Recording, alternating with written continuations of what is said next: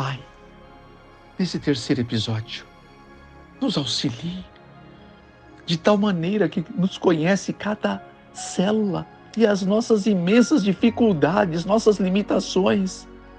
Desarme-as para a glória do Teu nome e pelos méritos de Jesus, nos ensinando a lidar com dívidas e a nossos irmãos e amigos como se libertarem e conhecerem o Teu plano e não o plano de homens para eles ou para a nossa própria vida.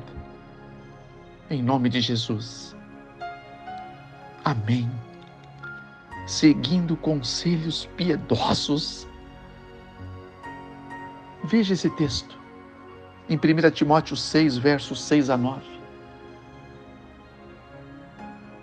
Mas grande é o ganho, a piedade com contentamento, o amor de Deus, que deve nos contentar porque a sua graça nos basta. O verso 7, porque nada trouxemos para este mundo. E manifesto é que nada devemos levar dele, a não ser a riqueza espiritual que um homem ajunta ao longo de sua vida. Esta é a única riqueza que leva além da sepultura, não é verdade? Comentários Bíblicos, volume 3, página 1082. Mas o verso 8, aqui nos diz: tendo, porém, sustento e com que nos cobrirmos, estejamos com isso contentes. Mas os que querem ser ricos caem em tentação e em laço, e em muitas concupiscências, que são as cobiças loucas e nocivas desta vida, e acabam se afundando na perdição e na ruína. Porque o amor do dinheiro é a raiz de toda espécie de males, e nesta cobiça alguns se desviam da fé, transpassando-se a si mesmos com muitas dores. Esse é o texto. Então, o primeiro passo para começarmos a descolar desta natural condição do ser humano, a maioria dos homens, é ter a consciência que se eu quero me libertar daquilo que me torna prisioneiro, porque está escrito: conhecereis a verdade, ela vos libertará.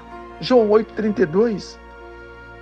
Então eu vou te dar aqui uma sequência de propostas de Deus para a tua vida, meu irmão e minha irmã. Deuteronômio 7, verso 14. Diz que Deus criou você para fazer parte do seu povo.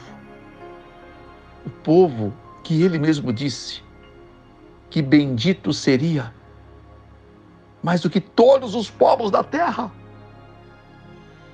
E segundo Crônicas 7, 14 e 15 também está escrito: porque uma vez que nós nos afastamos do plano original de Deus e nos afundamos nas propostas deste mundo, Ele nos chama de volta. Como que eu reconheço essa chamada? Se o meu povo, que se chama pelo meu nome, se humilhar e orar e buscar a minha face e se converter dos seus maus caminhos, ou seja, das dívidas, dos embrulhos desta vida. Então o Senhor diz: eu ouvirei a sua oração, perdoarei os seus pecados e sararei a sua terra. Cura, meu irmão. Promessas extraordinárias. E Ele fala: a partir de agora os meus olhos estão abertos e os meus ouvidos atentos à oração neste lugar. Aquela oração que sai do seu coração. E Ele está pronto para te dar sabedoria, para você começar uma nova etapa da tua vida. Ele fez isso comigo. Desde que eu encontrei a Deus, na verdade, Ele me encontrou, porque eu nunca o encontraria. Eu andava obcecado. Eu servia a Mamon, porque o meu Deus era o dinheiro. Só que eu não sabia que eu era servo desse Deus.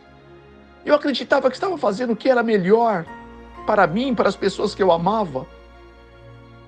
Mas eu estava perdendo tudo, menos o dinheiro. E de repente, quando eu percebi, já era tarde demais.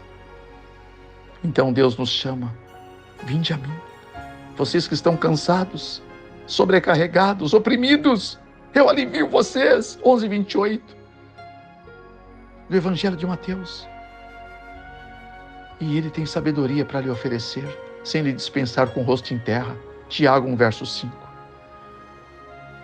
Lembre-se, sem ele você não pode fazer nada. João 15:5. Permanece nele e ele permanecerá em você, é o verso 4.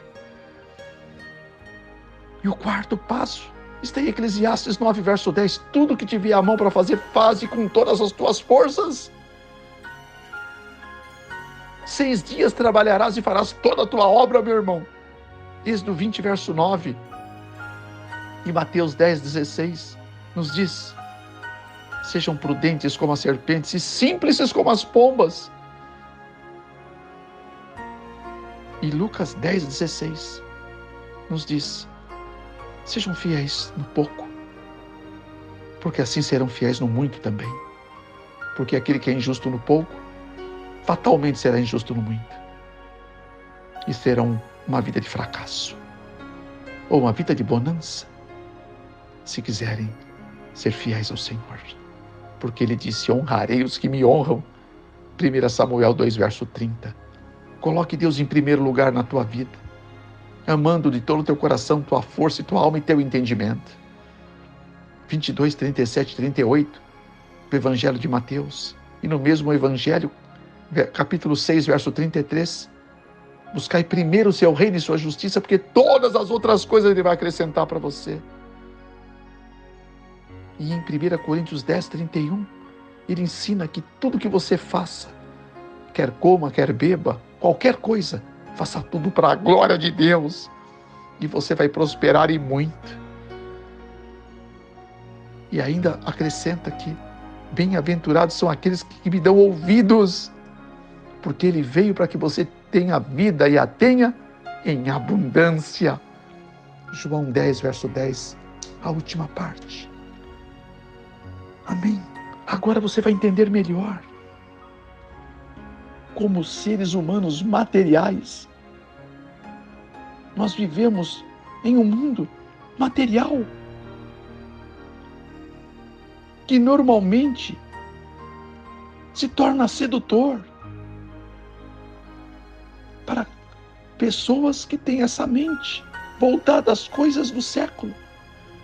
Mas quando nós passamos a servir o Senhor, aceitar a sua paternidade, através de uma nova vida, de um batismo do Espírito Santo, passando pelas águas divinais da transformação, em nome de Jesus, nós passamos a ser filhos espirituais, ou seja, somos não mais simplesmente seres humanos, mas seres espirituais, vivendo ainda numa experiência em um corpo humano. A matéria já não tem mais o poder que tinha antes, não pode mais nos seduzir como podia fazer. Mas enquanto isso não sucede, é muito improvável que você não venha sentir o desejo, a fascinação de experimentar os bens materiais, sonhar com riquezas, ganhar numa loteria e etc. Contudo, que não haja nada de errado em você trabalhar decididamente para uma vida melhor e até ficar rico. Deus não é contra o homem ganhar dinheiro, Deus é contra o dinheiro ganhar o homem. Deus não é contra o homem possuir riquezas, meu irmão. Deus é contra as riquezas possuir o homem. E desta forma, a armadilha que as riquezas trazem, o volume de dinheiro, fazem com que transformem-se em ídolos que não é possível ceder senão pela ação de Deus em nossa vida. Precisamos do poder divino para permanecer fiéis ao Senhor. Cristo chama esse poder divino. Isso é importante. A tentação da riqueza e das posses materiais levaram muitos à ruína. Infelizmente, o amor pelo mundo pode ser tão forte que as pessoas se endividarão para se satisfazerem. Como esperam esse amor? E ele nunca será satisfeito de maneira alguma. É Deus que diz, Eclesiastes 4, verso 8. E como a dívida é uma das redes de Satanás para apanhar almas incautas, coloca para as pessoas de uma forma que faça sentido,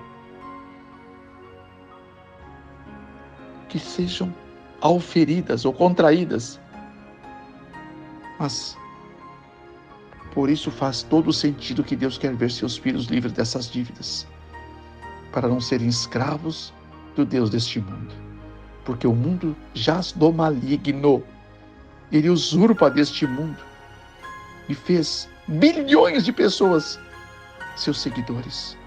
Não é verdade? Deus nos deu conselhos por meio da Bíblia e do dom profético, que nos levará à liberdade financeira. Louvado seja o nome do Senhor, porque também está escrito: riquezas e honra me pertencem, sim, riquezas duráveis e justiça, mas bem-aventurado aqueles que ouvem o Senhor, porque na sua mão direita estão riquezas e honra. Na verdade, na mão esquerda e na direita, uma vida longa e abençoada. Provérbios 3,16. Amém? Pai, eu creio em todos esses ensinos que está nos concedendo. E eu rogo, Pai, como o Senhor me permitiu crer um dia, mesmo sendo um incrédulo, um cético como eu era, ajude esse irmão, este amigo, a também ter uma convicção nova na sua mente, que vale a pena experimentar da graça do Senhor para a nossa vida, em nome de Jesus. Não é brincadeira, é verdade. Devemos experimentar. Amém.